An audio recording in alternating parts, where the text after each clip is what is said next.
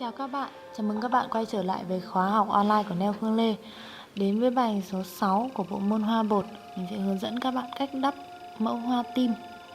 Đầu tiên mình sẽ sử dụng mẫu hoa của bông cọ nét và hướng dẫn các bạn mẫu cơ bản như thế này nhé.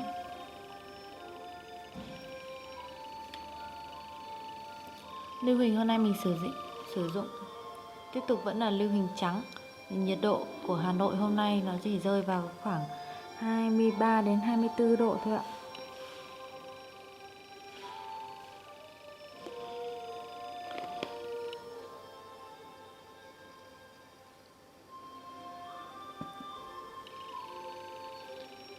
Trước khi xác định lấy bột ở đâu, mình sẽ phải xác định cái điểm mà mình đắp bột để chà nhám cái khu vực đó nhé.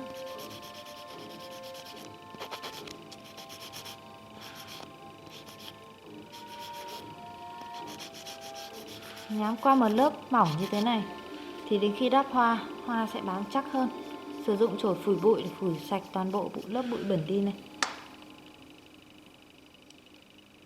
Thao tác đầu tiên, rửa sạch bút, chấm nhẹ nha ra giấy. Các bạn lưu ý cho mình, đối với bông hoa tim, khi mình lấy bột, bắt buộc phải lấy những giọt bột thật đều nhau. Để làm được như vậy thì lượng nước các bạn phải lấy đủ, đều nhau là thứ nhất. Lực tay của các bạn đều nhau là thứ hai. Tì chắc ngón tay út. Sau khi các bạn tì chắc ngón tay út, giữ lấy một lượng bột rất là nhỏ. Sau khi giọt bột của bạn đủ chín hoàn toàn, các bạn thả nhẹ vào bề mặt móng, đâm sâu vỡ lớp màng của bột, kéo sâu vào phía bên trong. Chúng ta sẽ giữ nguyên trạng thái như thế này. Tiếp tục lấy một cục bột thứ hai, to bằng cục bột đầu tiên. Nếu các bạn lưu ý cho mình, phải để cục bột nó se chín hoàn toàn trên bút, sau đó mình mới thả vào. Sau khi thả, trực tiếp đâm vỡ lớp bột và mình kéo nhọn vào phía bên trong như thế này. Lớp bột của mình, viền bên ngoài nó đã bắt đầu se, nhưng phía bên trong nó vẫn còn đang nhão. Thì ngay khi các bạn thả cục bột vào, đứng bút, đâm thẳng vỡ cục bột và từ từ mình đi bút vào sâu phía bên trong. Đó là cái thao tác để tạo thành một cánh hoa cánh tròn. Đối với cánh hoa thứ hai, các bạn nghiêng móng đi một chút. Độ cao của cánh này mình đặt cao bằng cánh vừa xong. Sau đó lặp lại thao tác kéo sâu vào bên trong. Các bạn quan sát cánh mình vừa thả cao đúng bằng cánh phía bên này. Đạt cái độ cao như vậy, đều nhau như vậy thì bông hoa của mình mới có thể cân đối được nhé.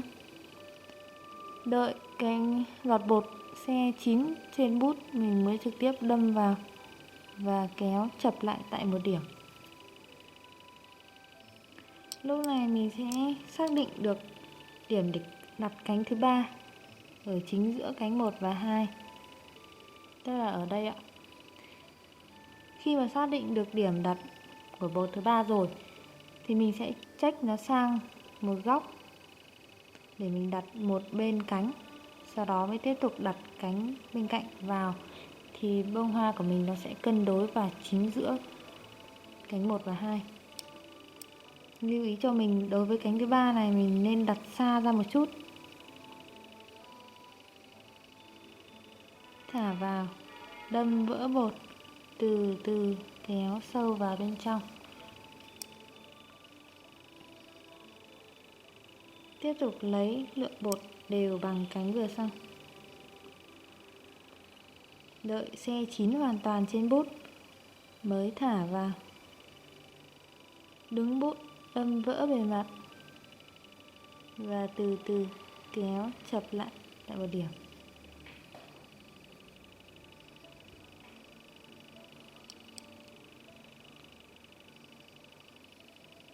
Bây giờ mình sẽ đắp cánh thứ tư và thứ 5. cao bằng nhau này, đâm vỡ bột và từ từ lôi điều khiển bột đi theo ý mình.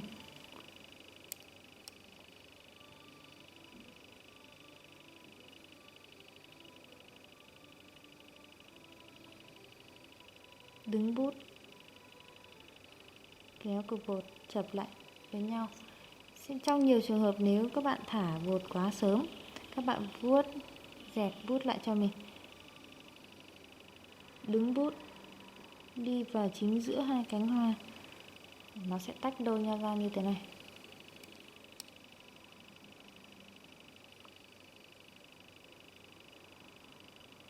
Đối với cánh phía dưới chỗ này, khoảng rộng của nó đang không được đủ, mình sẽ lấy cục bột nhỏ hơn.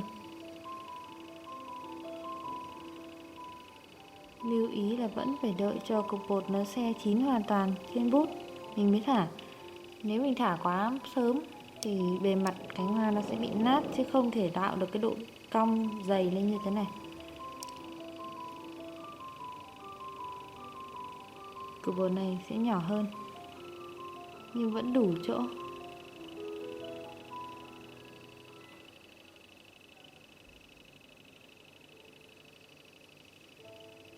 Ta hoàn thành bông hoa trái tim.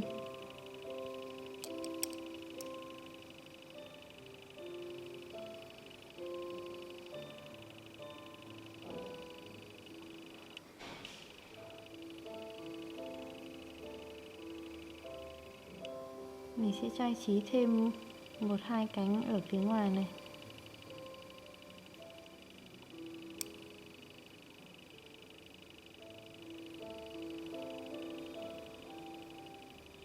Khi đặt bột các bạn có thể đặt cao hơn một chút cũng được nhé. Bông hoa của mình nó sẽ tự nhiên.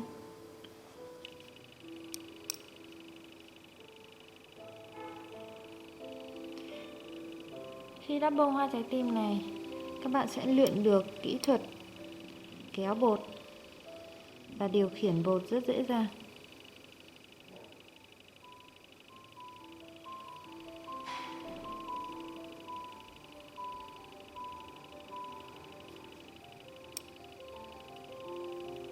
Đây cũng chính là kỹ thuật kéo nét phẩy.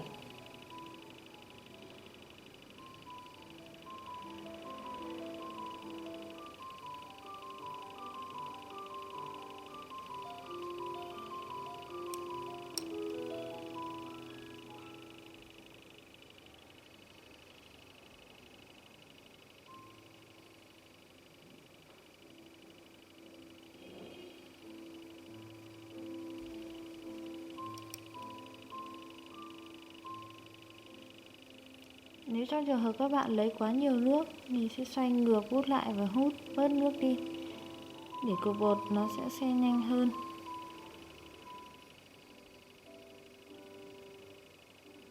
Nhưng thời điểm khi thả vào là lập tức bạn phải kéo ngay. Nếu bạn kéo muộn một chút là bông hoa của mình nó có cái bề mặt bột của mình nó có thể nó sẽ khô se lại rồi, và lúc đó mình sẽ không thể kéo được nữa.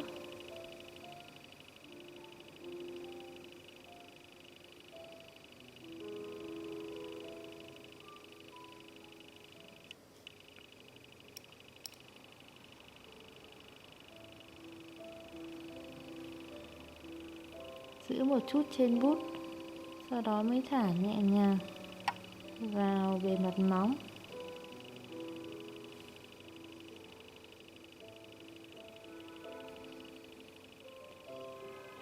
Mẫu hoa đầu tiên, bông hoa trái tim mình kết thúc ở đây.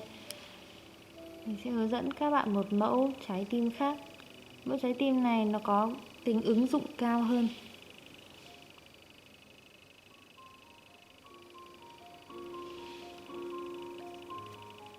Đầu tiên mình vẫn đánh nhám toàn bộ cái bề mặt móng khu vực mà mình muốn đính hoa.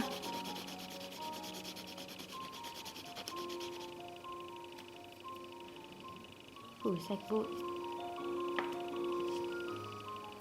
Đầu tiên các bạn thao tác lấy cho mình một cục bột thật to, giữ nhiều nước trong bút. Lấy một cục bột to,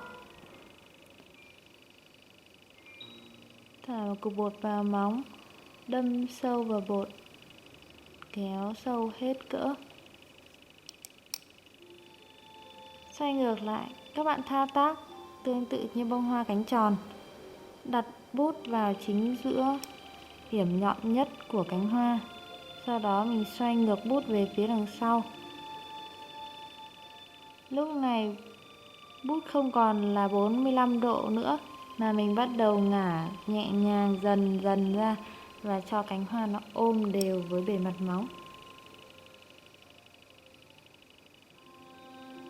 Đẩy rộng ra hơn này. Có thể vuốt ẩm phía bên dưới để cánh hoa của mình nó sẽ bám chắc hơn. Các bạn muốn nó nhọn hơn, hãy xoay dọc phần bút.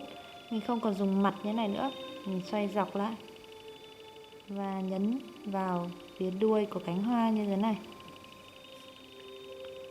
Ngược một bên của trái tim, mình sẽ lấy một lượng bột bằng lượng bột vừa rồi, nhưng mình đặt thấp hơn một chút,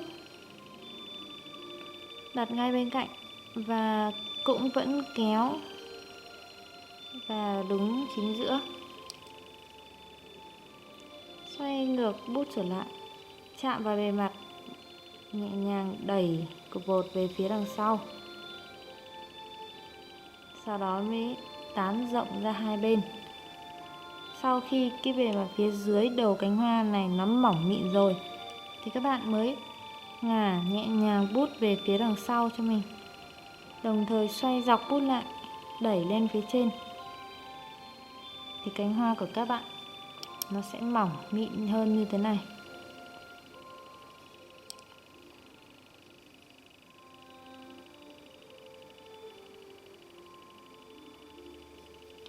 Sau khi đắp được hai cánh hoa cạnh nhau như thế này rồi, các bạn lấy giúp mình thật nhiều nước trong bút. Chấm lấy một cục bột thật to. Đợi cục bột chín hoàn toàn, mình mới bắt đầu thả vào bên trong. Cũng đâm vỡ cục bột và kéo nhọn.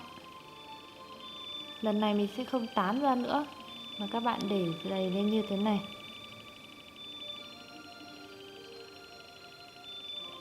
Nhớ là thả vào chính giữa của cánh hoa kia.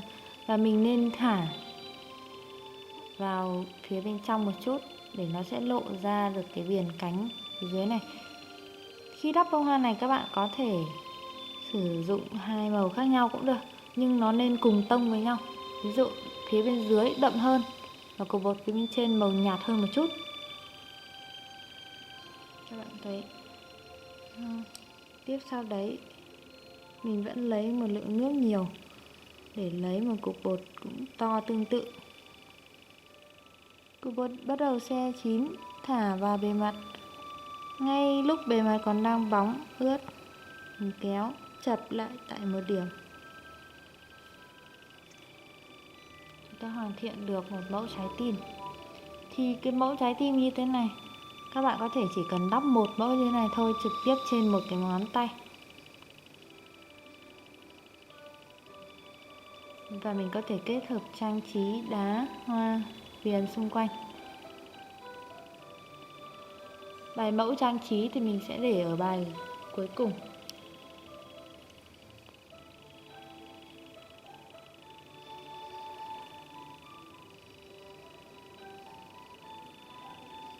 Chúng ta kết thúc bài số 6 ở đây nhé.